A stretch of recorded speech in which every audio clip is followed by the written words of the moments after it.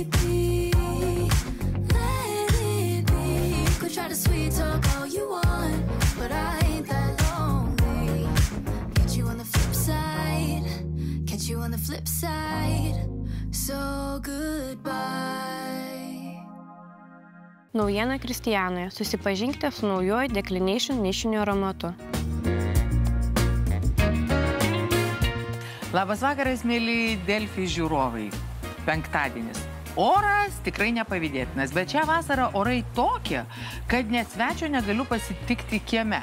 Saugodama jį jau pakviečiau į studiją. O šiandien mano svečias bene žinomiausias, garsiausias arba vienas garsiausių Lietuvos estrados atlikėjų, kompozitorius, kurio dainos lydėjo daugybę žmonių jų meilės akimirkomis, per skausmus ir išsiskyrimus.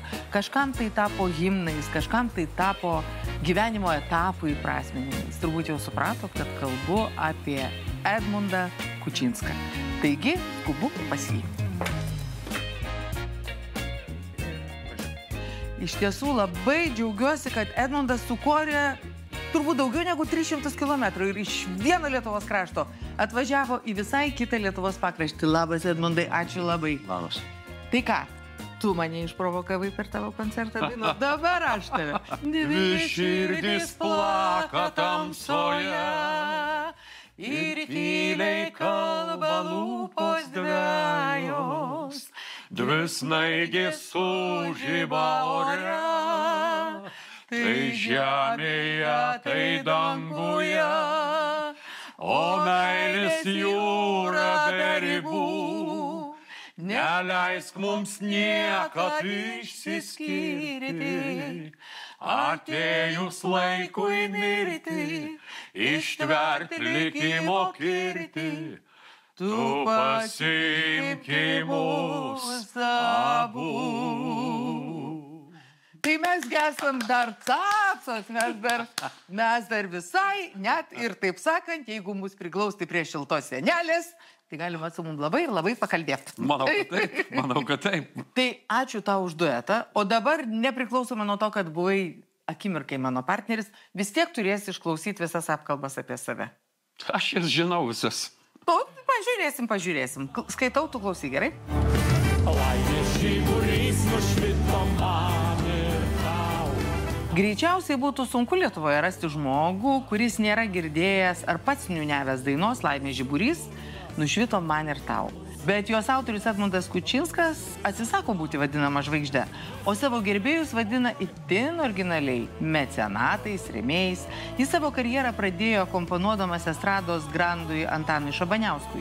Vienas pirmųjų įkūrė individualią įmonę ir savarankiškai leidosi į turą po šalies miestus ir kaimus. Iki tol taip koncertavęs tebuvo tik Stasys Povilaitis. Mažai kas žino, kad Edmundo Kučinsko gyvenime buvo toks etapas, kai jis dirbo mokytoju. Jis iš tų žmonių, kurie nebijo jokio darbo. Eitų, kad ir griovius kasti. Svarbiausia aprūpinti šeimą. Jis negali pakęsti, kai jį vadina moterų numylėtiniu. Nors užmetus akį į jo galantišką išvaizdą ir paklausius atliekamų meilės baladžių, patikėti sunku, kad šiaip gyvenime Edmundas su moterimis nelabai jau ir sėkmingas. Bent jau jis pats taip sako. Didžiąją gyvenimo dalį, jau beveik 50 metų, scenoje praleidęs dainininkas per įspūdingą karjerą išleido 15 solinių albumų. Dalyvavo muzikiniuose projektuose, vedė televizijos laidas. Labą vakarą, mamytis ir tėveliai, dukrytės ir sūneliai, močiutės ir seneliai. Kasmet atnaujina savo dainų repertuarą, bet, kaip yra sakęs, viename interviu gražiausia jo sukurta daina – 9-metis sūnus. Pirmiausia, tai pasiilgau. Labai seniai nemačiau. Malonu girdėti. Ir žiūrovams turiu pasakyti, kad taip jau paradoksaliai susiklostė, kad dar bobų vasaros laikais Edmundas Kučinskas buvo ta žvaigždė, su kurio mes surinkdavom pilnas sales. Kai neparduodavo nieks jokių bilietų, buvo kažkokia krizė. Tai su tavim atsimenu, paskui mus tokia vorelė, kaip paskui švilpinę į restoraną žmonės iš salės išėjo.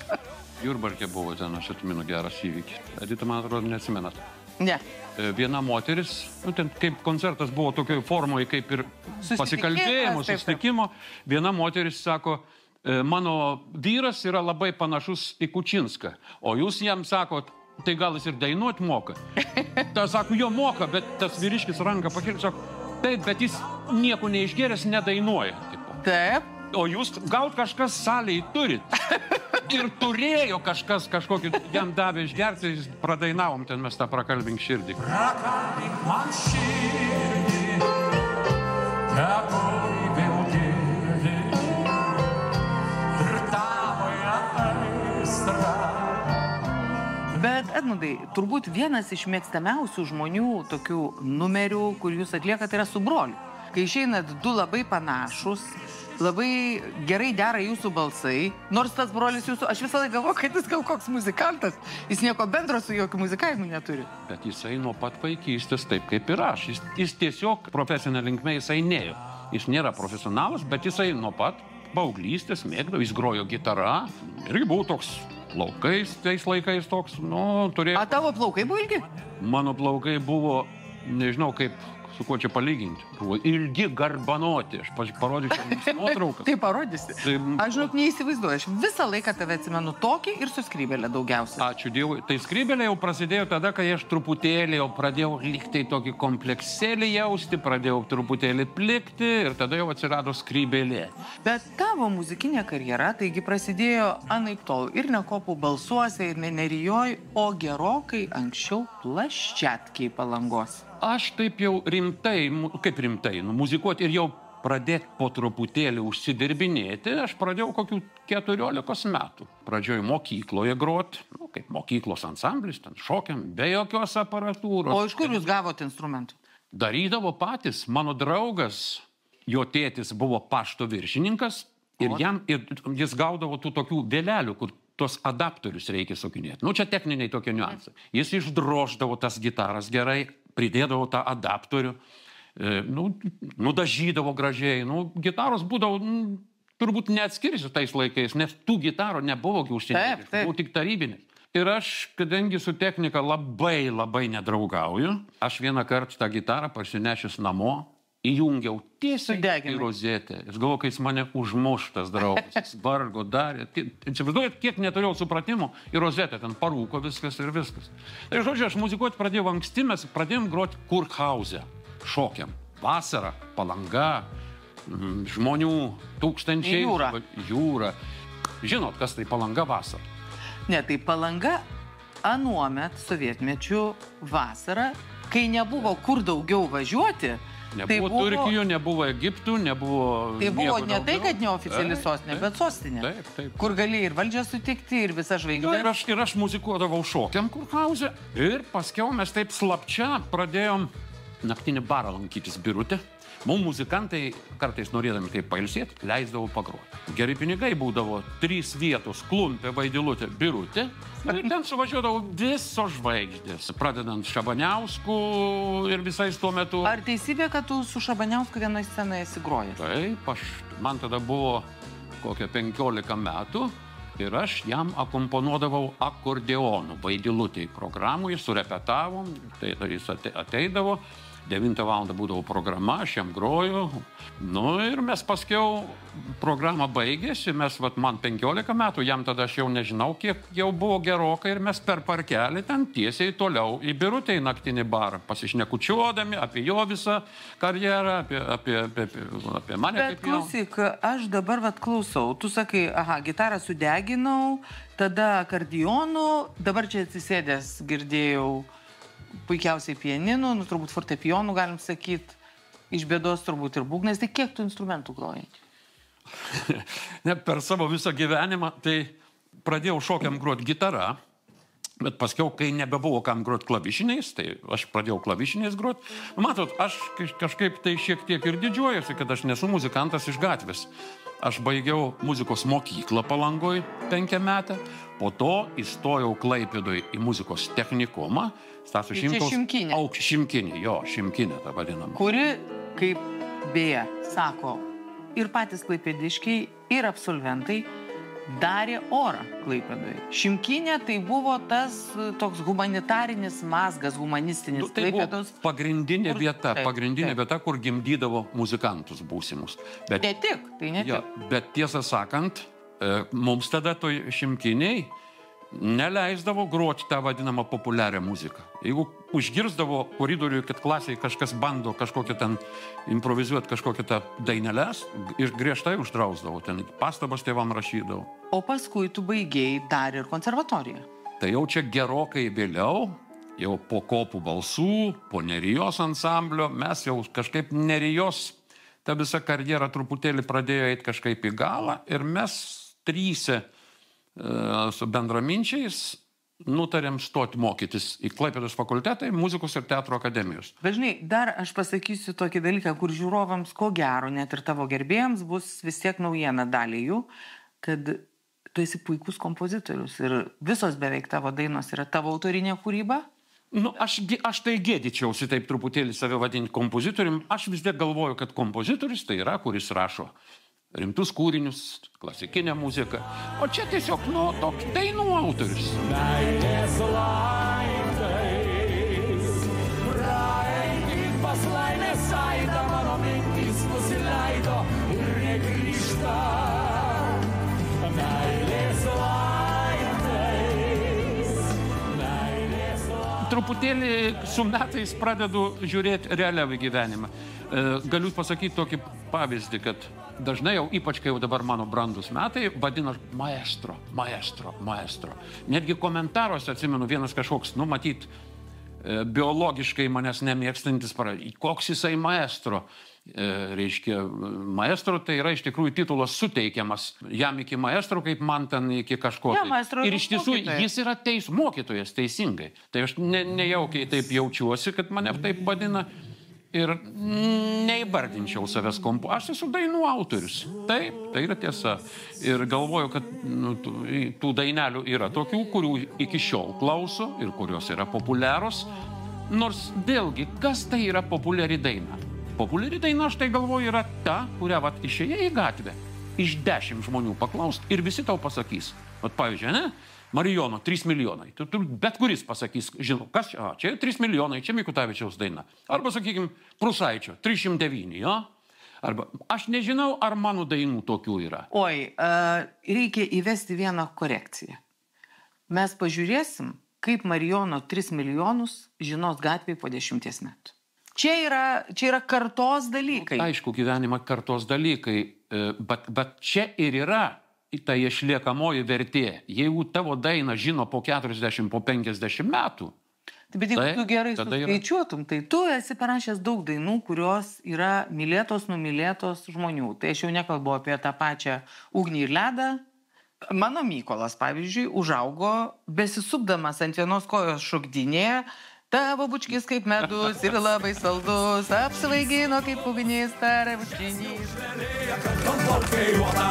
Mano mylima Marija, šokiai mes ir takiai, tas iš meilės veda, o kas dar blogiau, tas tik vesti žada, aš uždainavau, į pasaulį margą platų eisiu ten, kur rakis matos, aptalas aš negaliu. Ne, matau. O sunkiau yra parašyti gerą lyrinę dainą, arba tokią balabaiką, kaip mano bučkis kaip medus ir labai saldus. Kaip čia pasakyti, man asmeniškai tai tokia popsinė dainuška yra sunkiau parašyti, nes jinai visada balansuoja ant tokios ribos, kad jinai gali tapti tokia pusiau vestuvinė, pusiau tokia, jau labai pigi. Vėlgi gerą irgi sunku parašyti. Bet šiaip, kaip aš klausau tokių, kokių daug dainų yra, tai gali prie fortepijonų prisėdęs, tu bent per naktį 5 parašyti, bet dar turi būti tekstas geras, turi būti dainoj idėja gera, svarbiausia. Pats pavadinimas, apie ką tema. Svarbiausia yra pati idėja, tematika dainoj. Gyveni, tai laikraščio antraštė kokią paskaitai. Taip. Tai dar kažkokia. O, superinis pavadinimas dainai. Aš vienas iki išgirdau porelę kalbantis. Taip. Kavinėje sėdint, pykosi, nesipyko, bet jinai taip jam agresiv. Kasgi tavo aš esu? Turbūt nėra tokios poros, kurios per gyvenimą nepaklaustų. O kasgi tavo aš esu? Ar supykęs, ar geroj nuotaiko, nežinau. Ir aš parašiau tokią dainą, o kasgi tavo aš esu? Ir matau, kad jinai eina koncertuose, kaip aš sakau, valgo ją. Tu esi mano saulė ir vėjas, ir žemė ir dangus. Tu esi mano dienos ir naktis, ir juokas ir lietus. Tu džiaugsmas ir skausmas, ir jūra be krantų. Kai šalia tu esi, vis kartoju, laimingas aš esu. Lyrinė daina, kad tau pasibaigus iš karto būtų, ovacijos, retas dalykas, daugiau po tų greitų. O Edmundai, dabar tu daugiausia koncertuoji kur? Salėse, miestuose, miesteliuose, privačiuose pokyliuose? Aš labai realiai žiūriu į savo galimybės, į savo vis tiek. Tu niekada žmogus, būdamas tokiam amžiui kaip mano, nebūsi įdomus 20-mečiui, 30-mečiui, aš labai sveikai tai žiūriu. Mano vyresni, jie truputėlį yra sunkiai pajudinami iš namų, jie sėdi Facebook'e, jie televiziją žiūri, jie žiūri sveikinimų koncertus, visiems kaip ir patinka, bet tiesiog tu padarai tokį didelį koncertą, padarai filmavimą, išlieka, o po to aš visiškai, kaip čia kartais paskaitau tokių komentarų, važinėja po kaimus. Čia visiškai nėra blogas dalykas. Po tos rajonų centrus, pavyzdžiui, važinėti Utena, Ukmergė, Rokiškis, Joniškis, Jonava ir taip toliau. Tuos didelius miestus tu pasilieki jau apvainikavimui didesniai saliai, o čia važinėjai. Mono programa, aš vienas pats, aš ir pats pagroju, pakomponuoju, tai akordeoną pasiimu, tai fortepijonų savo pasikomponuoju, kad būtų koncertas įdomesnis, kad 2 valandas tu nenusibostum. Turi žmogus iš koncertų išeiti pakilėtas, kad jis prisimintų ilgam, kad jis kitą kartą ateitų į koncertą. Konkurencija mūsų laikais yra baisinė, aš net nerandu tokio žodžio, kaip aš 50 metų važinėjau po miestus Lietuvos, skersai išilgai esu išvažinėjus viską.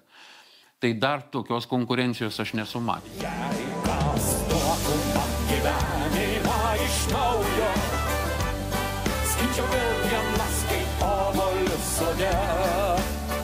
Gulit kryžium po tai žodžiai. Laimė yra, nežinau, ar pirmiausia darbė, po to šeima, bet iš tiesų tai, kai tu turi mylimą darbą, tu gali funkcionuoti, gali dirbti, va čia yra laimė. Jo labiau, kad turi dar 8 metų sūnų. 9 bus man. 9. Sūnui. Man tai labai skaudi tema iš tikrųjų. Ir aš iki galo niekad nebūsiu laimingas, nes... Jie žaliuotų visada ir nevystų niekada. Naujiena Kristijanoje. Susipažinkite su naujoju Declination nišiniu aromatu. Bergamotė, kardamonas, vanilė ir ambra. Pasimėgaukite rytietišku, gurmanišku Declination in Green aromatu.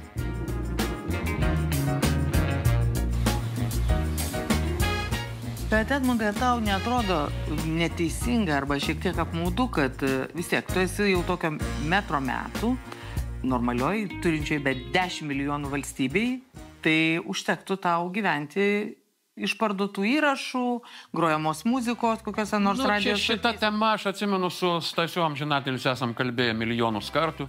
Nieko nepadarysi, yra Lietuvoje tiek žmonių, kiek yra ir visi nori dainuoti.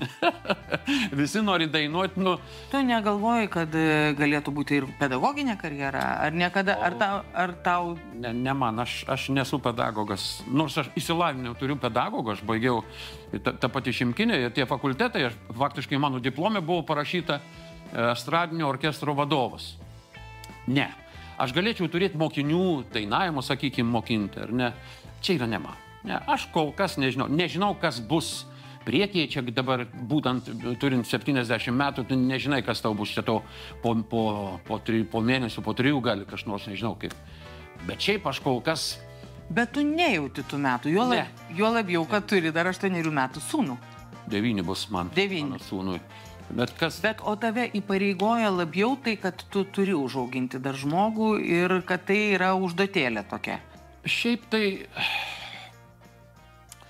Aš esu, nežinau, koks aš, tiksliau žinau, koks aš buvau prieš 20, prieš 30, prieš 40 metų, bet su metais aš galvoju, kad aš ganėtinai suprotingėjau, subrendau. Mano sūnui bus greit 9 metai, mano dukra yra virš 40 metų. Ir turi, aišku, anūkų. Ir anūkės 2 yra, taip. Bet žinot, čia yra tokia... Man tai labai skaudi tema iš tikrųjų. Ir aš iki galo niekad nebūsiu laimingas, nes aš niekad nenoriu šitą temą kalbėti, kiti pyksta, kai pasikviečia mane. Tiesiog aš žinau, kad aš kalbėdamas apie savo sūnų, apie savo dabartinį gyvenimą, ko aš niekada nedarau, aš apie tai nekalbu. Aš tiesiog, skaudu bus tiem žmonėms. Traumuoji, kitaip sakant. Tie žmonės, kurie buvo mano gyvenime, jie man iki šioliai liko brangus, artimi ir jie man yra mano žmonės, kurie buvo. Tiek mano buvusi žmona, tiek mano dukra, tiek mano dvi anūkės. Viskas. Tiek dabartinis sūnus. Antspauduojam šitą temą ir daugiau aš tavęs neklausiu, jeigu tau yra nepatogu. Aš nebijau šitų klausimų. Aš suprantu. Žmonėms visada yra įdomiausia tai, apie ką tu nežinai. Ne, tik tai tiek, kad aš, žinokit, kaip čia pasakyti. Aš, man atrodo, labai realiai suvokiu, kad tavo vaikai, tavo anūkai visada bus įdomus tik tau pačiam. Aš niekada nesuprantu, kai pradeda rodyti savo vaikų nuotraukas, anūkų nuotraukas ten. Tavo vaikai, tavo anūkai yra įdomus tik tau. Kad viešpaties ranka globodo mus, šunis benamis ir gandrų lizdus, kad būtų vėl ramus gyvenimas sotus. Pakelkime už mus visus, už strasto giesmę ir už skrustėlių namus, už širdų suvėjų ir už bėgančius metus, už tai, kad nieko naujo ir kitaip nebus. Taurė šilai bus, taurė šilai bus. O kiek tu manai, kad parašęs esi hitų? Prieš daug metų, kai būdavo ta muzikos stilistika, tokį truputėlį būdavo siauresnė, tas diapazonas būdavo siauresnis, tada galėdavai nujausti. Aš toks Raudonikis parašė dainą, šito Keitės ir miestai ir veidai. Jau iš karto dar niekam netliko, buvo aišku, kad čia bus gitas. Dabar aš absoliutiškai jaučiuosi tame visiškas diletantas. Taip, intuicija kažkokia nuojauta. Niekada nežinosi, ar daina užkips, ar neužkips. Niekada. Padainavai 1, 2, 3, 4 kartą ir matai. Žinot, kas dar yra, dabar yra iš karto lakmuso popierėlis? YouTube'as. Į YouTube aš turiu savo kanalą YouTube, įdedi dainą ir iš karto tu matai 1, 2 diena peržiūrus, iš karto lakmuso popierėlis. Bet tu žmonių neapgausi. Jeigu ateina žmogus, dainininkas, surenka 15 000 stadione, kažkur 20 000, daugiau, reiškia, kažkas čia yra. Taip, niekada, net ir anksčiau nebūdavo tokių dalykų, kad jeigu pilnos salės, čia, reiškia, eina į tai. Tu gali apgauti, ten pusę metų, metus, bet tu, jeigu įsilaikai 5-10 metų, tavo pavardė, tu esi funkcionuojantis. Ar girdėjai, ką dabar pasakė, Edmundai? Jeigu išsilaikai 50 metų. Tai vat, čia yra skaičius, ne 5 ir ne 10, o 50. Matot, aš esu iš tų žmonių, kur aš kol kas esu funkcionuojantis toj srityje ir aš domiuosi, aš pasižiūriu iš karto, atsiverčiu jaunus atlikėjus, pasižiūriu, ką jie dainuoja, kokie tekstai, apie ką, kur kas. Ir aišku, matai iš karto, kad tai yra talentingi žmonės. Geras, fainas, populiarias dainas rašo, įvairias. Imkim, jeigu aš sakau, dar kartą pasikartosiu. Jeigu tokia Jessica Shea surenka tau 20 000 stadionė, kažkas yra. Aš iš karto... Monika Liu, taip, čia gali vardinti, čia pavardėm, čia daug yra. Bet aš realiai žiūriu, tu nebūsi visą amžių toj viršūniai. Vis tiek tai yra bangos pakyla, nusileidžia. Ačiū Dievui, aš dar turiu tam tikrą ratą tų klausytojų, kurie dar manęs klauso. Tai vat, aš žinai, sugalvojau ką, pabaigoju mūsų pašnekėsiu, iš tikrųjų galiu tau palinkėti. Aš tau linkiu dar vienos bangos suputuota ketera. Aš tikiuosi, svarbiau, žinau, tai po šitos laidos, tai Dievas mato, jeigu turės neprarasti motyvacijos. Turi būti motyvas, dėl ko visą tai daryti. Man kažkada labai senai vienas žmogus, žymi Lietuvoje choreografė buvo tokia Elvyra Bungarinė, sako, Edmundai, laimė tai darbe. Man tada buvo 21 metai, aš, ką tu čia kalbi, kokia nesąmonė. O dabar aš galiu gulti kryžium po tai žodžiai. Laimė yra, nežinau, ar pirmiausia darbe, po to šeima, bet iš tiesų tai, kai tu turi mylimą darbą, tu gali funkcionuoti, gali dirbti, va čia yra laimė. Tai būk laimingas, o aš tau duosiu dovanų. Ačiū labai. Aš taip noriu būti turtingas, gerai miegot ant pilno maišo pinigų, o aš taip noriu būti laimingas. Labai ačiū pirmiausia, kad atvažiavai tokį tolimą kelią. Laidos mecenatas džiaugiasi nei kiek nemažiau. Ačiū labai. Ačiū, Kristijanai. O čia dar gali įsisekti obolį. Nu, ne iš bobų vasaros laikų, bet iš bėdų turgų. Ačiū labai. Tai ačiū tau iš širdies. Nu, dabar žinok jau viskas. Renkam tuos stadionus. Jau dabar padarysim laidą, tai kaip eis visi prisiminę, sakyti, taigi pamiršę buvom Edmundėlį. Ilgai mylėti ir turėti daug draugų.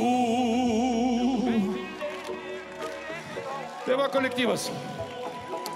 Linkiu visiems turėti daug draugų, o mergim turėti gerų tikrų vyrų, kurie turi pinigų. O, tai. Baby, let it be. You could try to sweet talk all you want, but I ain't that lonely. Catch you on the flip side. Catch you on the flip side. So goodbye.